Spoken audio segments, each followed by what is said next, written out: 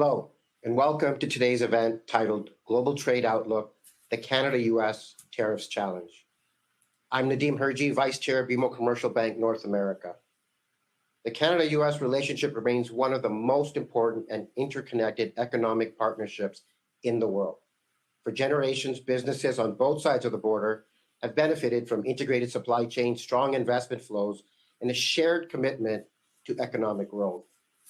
Recent negotiations between Canada and the United States did not achieve a breakthrough, and we continue to see sectoral and targeted tariffs across what is otherwise one of the world's most open and successful trading relationships. As a result, many businesses are assessing what these developments may mean for their operations, their supply chains, growth plans, and their investment decisions.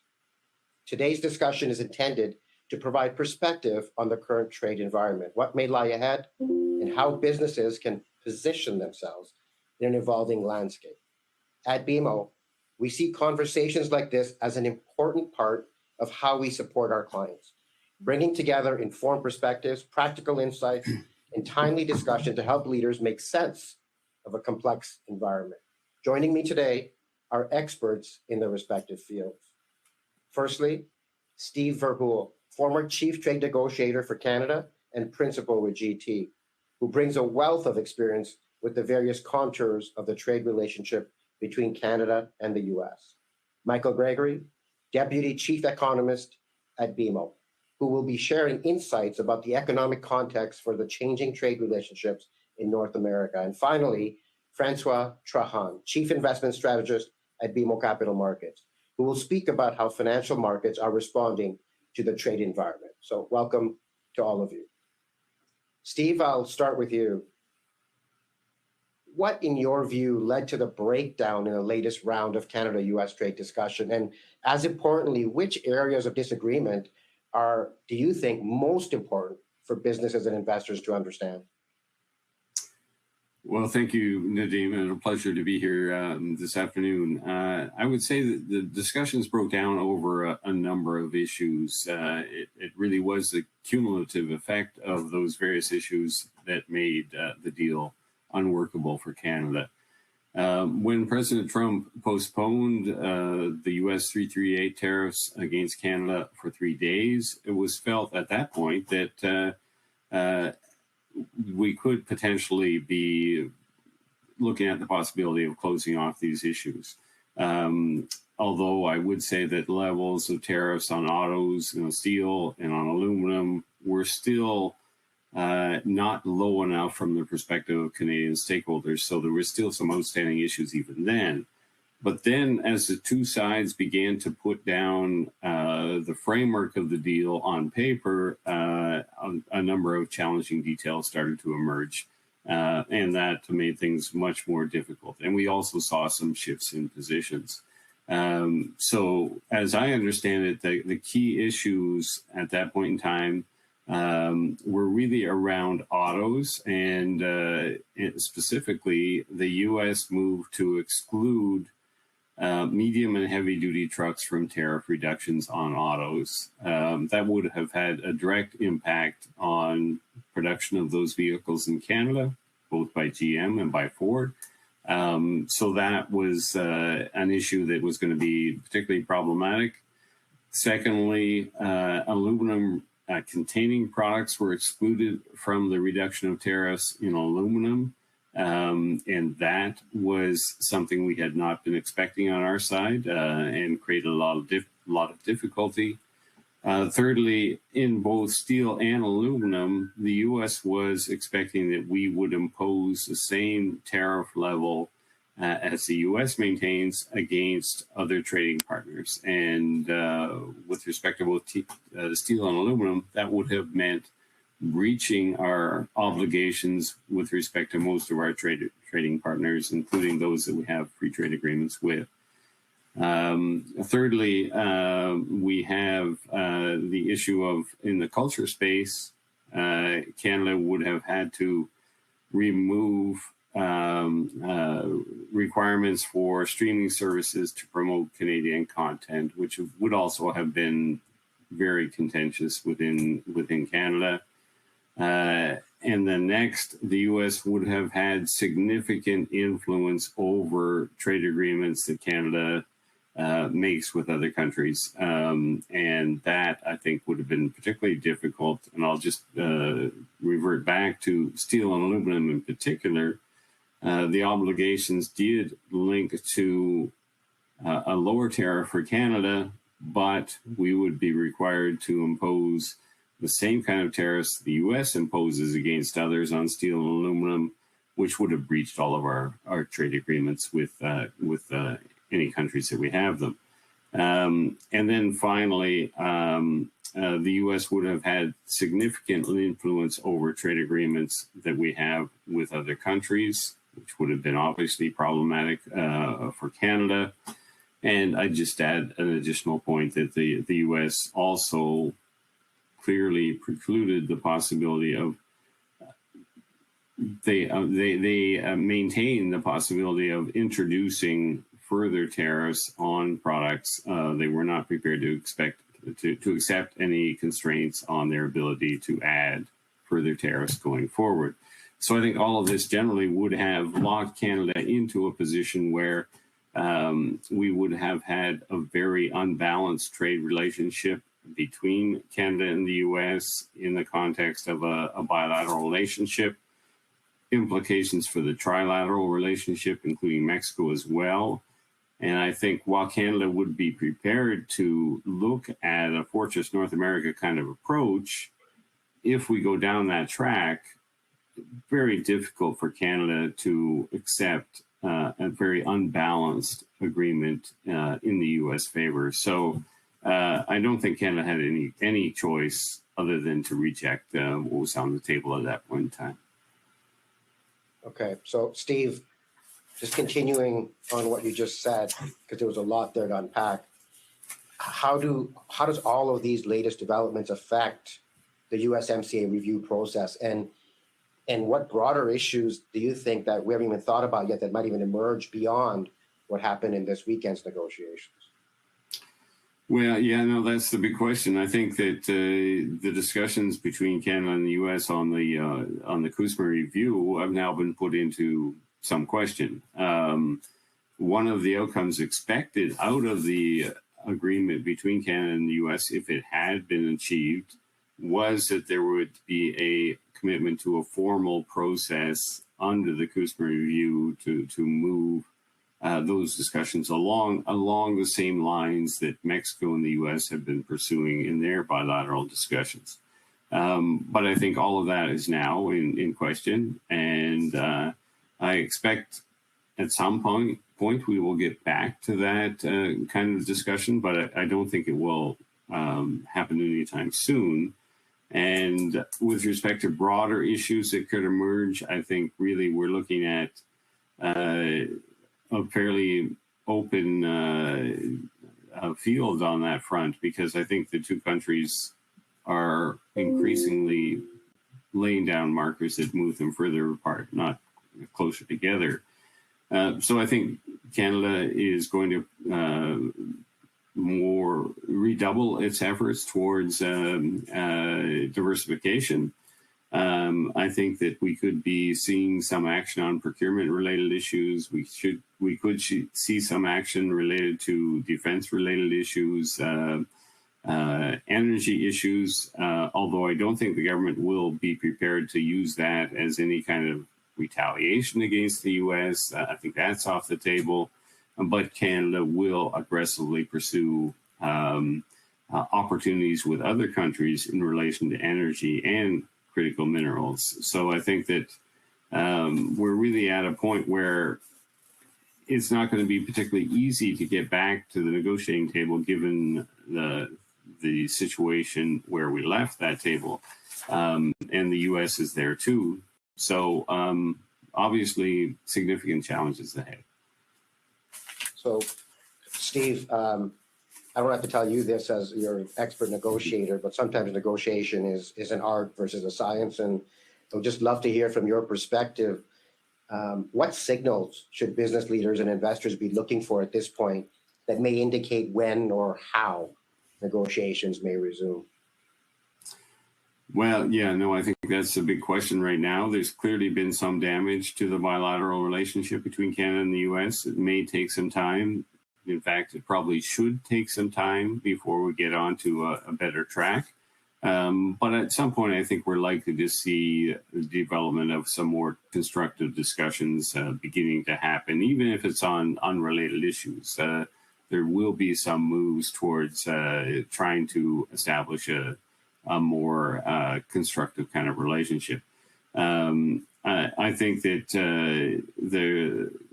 the problem is, where are we going to start to have those discussions again? What is the starting point for those discussions? I don't think we can really pick up where we left off from, because that is very problematic. So I think that we really need to look at various different kinds of approaches to get us in a different space than we left that negotiation. So that may mean some kind of temporary ceasefire. That would probably be most desirable. Some kind of smaller climb down from where we are now. Some positive steps towards revitalizing the relationship. But I really think it would not be a bad thing if a lot of these issues were pushed off to the CUSMA review rather than making an attempt to resolve them now, because we're now in a very difficult situation with the U.S. to try to move forward on these issues, given the positions that have been staked out. So that, I think, is a challenge. And I think also a consideration in all of this is that I think it's clear that President Trump will get increasingly weaker over time with respect to his tariff policy. I think that the failure of his tariff policy, not just with Canada, but with other countries around the world, will become increasingly evident, and that could perhaps give us a bit of a greater advantage in future discussions. Okay. Thank you, Steve. Appreciate the insights. Michael, just turning it to you. Recent data has shown that both Canada and U.S. economies are showing momentum and, frankly, proving very resilient through all this. So to what extent will this situation now and the newly imposed tariffs perhaps change that narrative? Hi, Nadim. No, you're absolutely right. The economies have been performing well, even though today we got some GDP numbers out of the U.S., 1.5% growth. The underlying growth in domestic demand is very strong because of two particular factors: the spending related to the build out of the AI infrastructure, excuse me, and the related wealth effect to that. And so the U.S. economy is rolling along. Canada, as we know, has not performed very well up to now. We will get the latest GDP numbers on Friday, and we're expecting to finally shake off the shackles of very weak economic performance. The last three of the last 4 quarters have actually had negatives in front of them. Now we think we'll be solidly in the 3% range come the current quarter. And so now we're going to get hit with this sort of tit for tat, dollar for dollar trade tussle. Now, of course, when you think about dollar for dollar, a dollar in the U.S. economy doesn't matter as much as a dollar in the Canadian economy. To put that in perspective, U.S. exports to Canada range in the sort of the 1% range in terms of GDP. Exports to the U.S. for Canada are in the 16% range of GDP, a sort of a major, a huge difference in those numbers. Keep in mind that a couple of years ago, that was around 20%. So the trade war has had an impact already. So Canada's going to feel the impact of the U.S. tariffs in terms of sales in the U.S. We think roughly about 0.5% of GDP. The U.S. unlikely to get any kind of, it'll be lost in the rounding in terms of GDP growth. Now, that's not just the end of the story in terms of the economic impact. We do know that part of the reason for Canada's counter tariffs are to divert some spending to domestic production, so there'll be a benefit from that. And of course, the government has introduced measures to help support Canadian businesses and workers. They've added another $7.5 billion to the $25 billion tally that they've already done so far in this trade war. That said, There will be a slight extra headwind, though, the fact that some of this tariffs that will show up in higher prices for Canadians. The actual amount will be determined by how much substitution there is, but we're roughly estimating around 0.2% at this stage, and that will be an erosion of purchasing power, not a good thing for growth. So overall, we're probably looking at Canadian growth down, 4 to 5 tenths to the extent that these tariffs remain in place for a year. That, of course, is not a guarantee. Okay, so just carrying forward what you just said there, again, we talked about the tariffs, U.S. tariffs are sector focused. Could you kind of run through the potential impacts on those sectors, but in Canada and or the U.S., but also what is on people's minds is, it's easy to know there's impact on steel and impact on auto and parts manufacturing, but how do you track the spillover effects to the broader economy because of those sector impacts? How do investors and businesses think about that?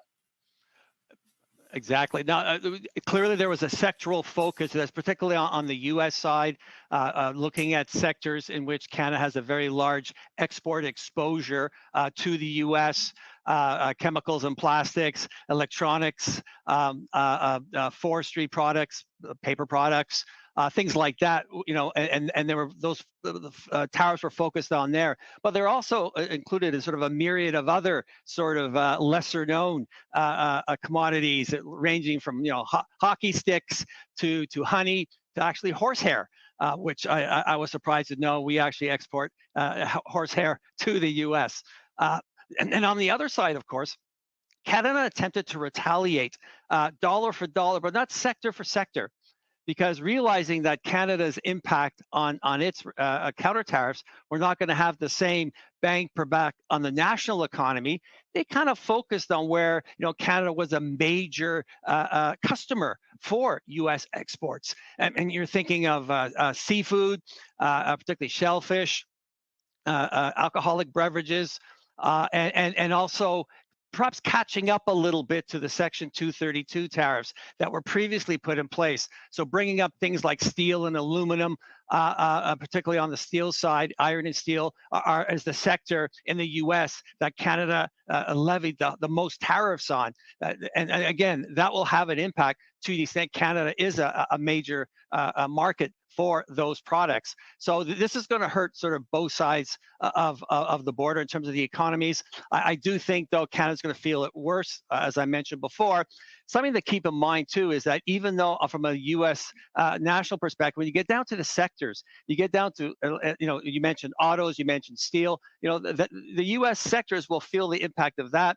Just think about, California wine producers, Kentucky bourbon producers, Maine shellfish producers. I mean, they will noticeably feel the impact. So the question is, we're feeling the impact. Certain sectors and states are feeling the impact.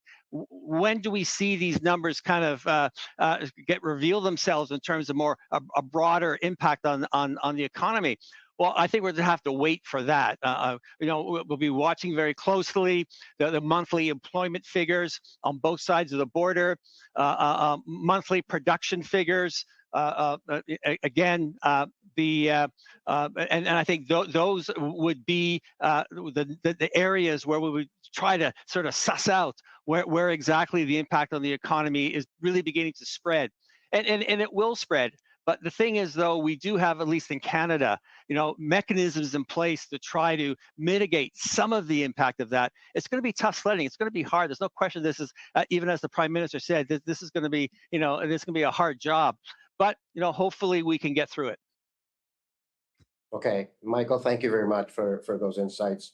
I'd like to bring in Francois for a markets perspective at this point. So, Francois, will the latest trade developments have a more lasting impact on sector-specific investor sentiment or broader market trends? I think there's a lot of confusion, to be honest. The first thing to remember is that this is not just a one-off event. It is part of an ongoing trade realignment, and the story is still being written. So trying to separate, the initial reaction from the longer-term one, the initial reaction is often emotional at first in situations like these, And I think that's different than the longer term economic realities. And I'll give you an example. I've seen this a few times in my career. After the financial crisis in New York, everybody thought the finance industry was dead, and therefore that New York City was, going to turn into Detroit. And of course, that's not what happened. The technology sector took over, and the markets adapted, and the S&P and most of the indices are near all-time highs as we speak. And so, longer term, I don't think what lies ahead is necessarily as it seems to consensus. There's a lot of folks out there that think that all we need is a new administration in 2 years, and we can go back to the norm. And I don't know that that's necessarily what lies ahead. Friendly reminder that the Biden administration didn't remove the tariffs that were imposed on China during the first Trump administration. And we could also have an administration that doesn't have the ability to change tariff policy because of the fiscal situation in the U.S. And so I think it's more of a broader perspective than anything else, rather than being so sector centric. And as Michael says, who knows? This could all change in a matter of days, or at least this latest episode. So Francois, I know this is on top of everybody's minds as with the new tariffs. Like, what's the effect on, or possible effect on, monetary policy expectations in the U.S. and Canada, and how are markets so far expressing views around this? And I know when I'm talking to clients or investors, interest rates, foreign exchange, inflation, this is all top of mind right now.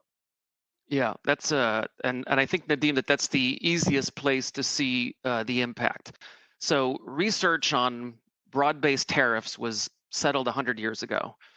So at the margin, it is negative for economic activity, and it tends to be a positive for inflationary pressures. So, that said, it's hard to isolate the impact of these tariffs on a real-time basis because there's always other things taking place. In the last week, we had the announcement from the Treasury of yield curve manipulation. This morning, you have the core PCE inflation data that's out, and so there's other things that are having an impact on policy. I would say that it was in the U.S. incrementally hawkish for Fed policy, and we did see the Fed fund futures shoot up on the announcement. Remember that the U.S. has a 4.1% unemployment rate at a time when inflation is not back at the central bank's target. It's the opposite in Canada. I would say that's incrementally dovish. The unemployment rate in Canada is at 6.7%. And so it doesn't have to worry about inflation as much, but it has to worry, as Michael was pointing out, about economic activity. And so it was a boost to the futures in the U.S., and a drag to the futures in Canada. And where we saw the impact of that was on the U.S. dollar, which shot up. And so I think context is very important, Nadim. But at the margin, that's how I would read it. So then, if whether you're in U.S. or Canada, whether you're an investor or a business owner, leader, like from what you just said, how should investors and business owners distinguish between what could be short-term volatility and longer-lasting implications for things like valuations and capital allocation? Yeah, and that's the million-dollar question, because there's a lot of uncertainty surrounding this, and we don't know if this is a permanent state of things or part of a negotiation that will be behind us in 2 weeks. But I think beyond just this event, it's clear that the U.S. is in the midst of a protectionist agenda, and protectionism at the margin is inflationary. So all other things equal, if we're not putting anything in context, when you're thinking about this from an asset allocation perspective, in the U.S., I would say that this is a marginal negative for U.S. equities, and the S&P 500 in particular, because it is very much a growthy benchmark nowadays, has a lot of growth stocks, which are very sensitive to higher inflation. They have lofty PEs, and so don't respond well to higher inflation. It is a marginal negative for bonds for the same reason. And I think if there was ever, a time to consider gold, hard assets, tips, an inflation hedge as being a permanent or semi-permanent part of a portfolio, I would argue that that this is it. And so that's how I would interpret the last week. Okay, thank you very much, Francois, for your insight. So maybe one last question, and it might be an unfair question, but I'm gonna ask it anyways, and I'll ask it of all three of you. We've got thousands of business owners and investors on this call, both in U.S. and Canada. So, Steve, I'll start with you, and the question is, in your view, is this temporary situation in their minds, or is this a new normal that they should get used to and start adapting?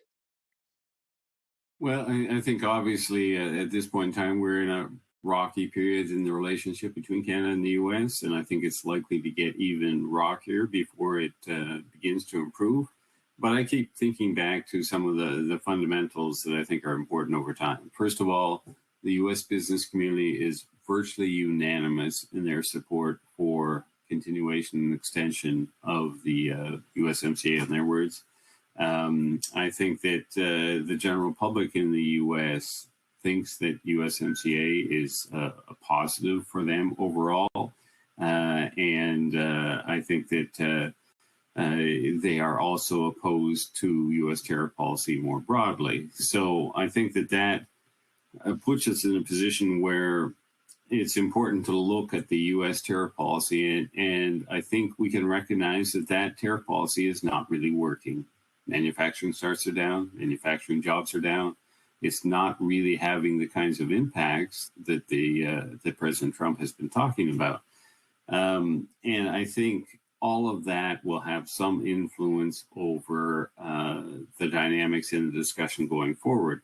I'd also add that from any kind of perspective, there's no real value in alienating your best customer, your largest investor, and your largest trading partner, and doing that continually over time. There's no upside to that, really. So eventually, I think those kinds of pressures will come to bear. And I hope it's sooner rather than later. Okay. Thanks, Steve. Michael, same question over to you. Yeah, very quickly. I do think that as Steve suggested, I agree with him that I think the situation is probably going to get a little rockier before it steadies. I tend in these kind of very volatile environments kind of lean back to the adage that you hope for the best and you plan for the worst.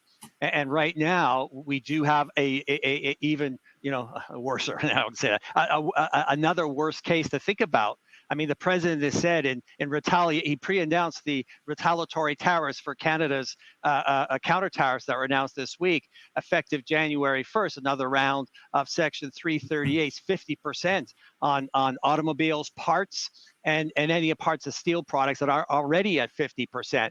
That's January 1st, by the way, conveniently past the midterm elections. But we do know that this thing could get worse. Now, maybe the prospect of that and the pressure we will get from U.S. industry.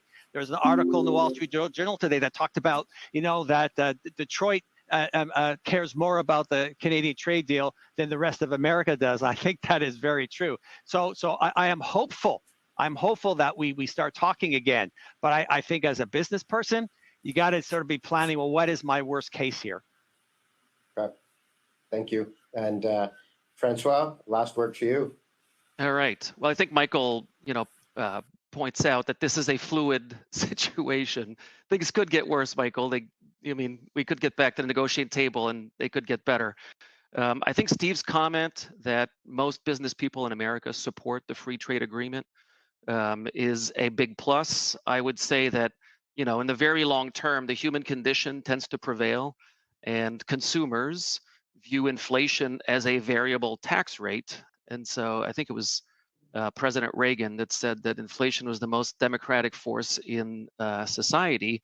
I think if anything, what this latest episode has done is that it has exposed the narrative that other countries pay for tariffs.